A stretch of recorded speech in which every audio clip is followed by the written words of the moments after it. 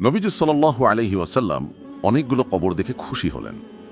শেষমেশ একটা কবরের সামনে গেলেন। উনার চেহারা মুবারকে ঘাম দেখা দিল। তিনি অস্থির হয়ে পড়লেন। দুশ্চিন্তার চেহারা কালো হয়ে উঠল। হয়রান পেরেশান হয়ে গেলেন তিনি। একজন সাহাবী রাদিয়াল্লাহু তাআলা আনহু উনার অবস্থা দেখে জিজ্ঞেস করলেন, হে আল্লাহর রাসূল, আপনি এত পেরেশান কেন? তিনি অস্থির হয়ে বললেন, এই কবরের বাসিন্দার উপর ভয়ানক আযাব হচ্ছে, এমনই শাস্তি যা ভাষায় বলা যায় না। আহা, এই ব্যক্তির কি উপায়? এই কথা বলে তিনি কবরে হাত মোবারক রেখে দোয়া করলেন, কিন্তু চেহারে প্রশান্তি এলো না। তিনি বললেন, দোয়া কবুল হচ্ছে না, কোনো রহস্যময় কারণে। সাংঘাতিক বড় পাপ করেছে সে। হুজুর সাল্লাল্লাহু আলাইহি ওয়াসাল্লামের উপর অস্থিরতা বেড়েই চলল। তিনি বললেন, আমার উম্মতের উপর এমন কঠিন শাস্তি হচ্ছে, আর আমি বাড়ি গিয়ে ঘুমাবো? তিনি একজন সাথীকে ডেকে বললেন, যাও মাদিনার বাজারে, সেখানে আওয়াজ দিয়ে বলো, যাদের আত্মীয়ের কবর এখানে রয়েছে তারা যেন নিজ নিজ আত্মীয়ের কবরের সামনে দাঁড়ায়। সবাই দাঁড়ালো, কিন্তু আশ্চর্য, ওই কবরের পাশে কেউ নাই। বেদনায় নীল হয়ে গেলেন হুজুর সাল্লাল্লাহু আলাইহি ওয়াসাল্লাম। তার অস্থিরতা বেড়েই চলেছে। অনেক পরে লাঠিতে ভর দিয়ে একজন বুড়ি এলেন। তিনি দাঁড়ালেন সেই কবরের পাশে। হুজুরের পাক সাল্লাল্লাহু আলাইহি ওয়াসাল্লাম স্বস্তির নিঃশ্বাস ফেললেন।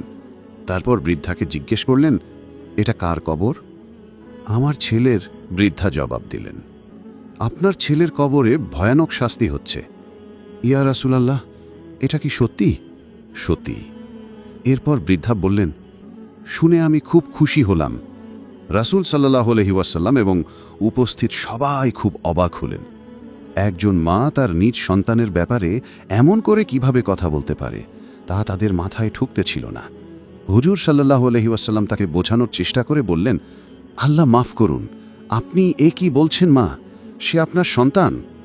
শুনুন তাহলে, হে আল্লাহর রসূল, এই বাচ্চা যখন আমার পেটে, তখন তার বাবা মারা যায়। সে পৃথিবীর মুখ দেখল, তার কেউ ছিল না। আমি নিদারুণ কষ্ট করে তিলে তিলে তাকে বড় করে তুললাম। সে বিয়ে করে স্ত্রীকে পেয়ে আমাকে অপমান অবহেলা করতে লাগল। একদিন তার বউ কানে কানে কি যেন বলল, ছেলে রাগে অধীর হয়ে মারতে শুরু করলো আমাকে। ক্ষতবিক্ষত হয়ে গেলাম, আমি জ্ঞান হারালাম।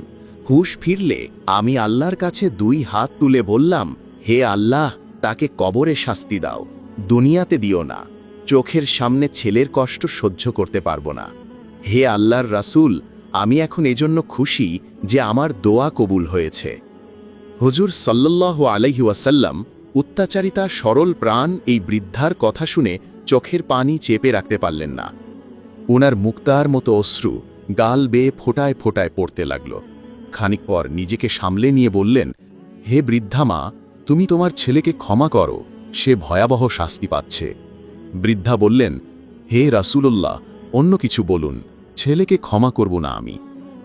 নিরুপায় হয়ে হুজুর সাল্লাল্লাহু আলাইহি ওয়াসাল্লাম আকাশের দিকে মুখ তুললেন।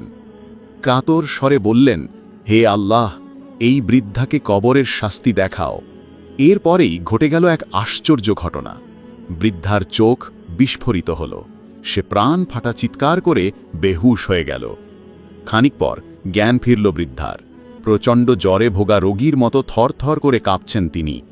তিনি বললেন, ও খোদা, কবরের আযাব এমন ভীষণ, এমন ভয়ানক। ছেলের পুরো শরীর থেকে চামড়া উঠিয়ে নেওয়া হয়েছে, তাকে মুগুর পেটা করা হচ্ছে। হে আল্লাহর রাসূল, আমি তাকে ক্ষমা করলাম, আপনি দোয়া করুন, সে যেন মুক্তি পায়। হুজুর সাল্লাল্লাহু আলাইহি ওয়াসাল্লাম হাত উঠালেন। দোয়া শেষ। উনার চেহারা উজ্জ্বল। প্রকৃতিতে আকাশে বাতাসে নেমে এলো সুমহান সমাহিত পরিবেশ। গভীর প্রশান্তি দয়াল নবীর চেহারা মুবারাকে। চারদিকে শান্তির ছায়া। এজন্য মা বাবাকে কখনো কষ্ট দিবেন না।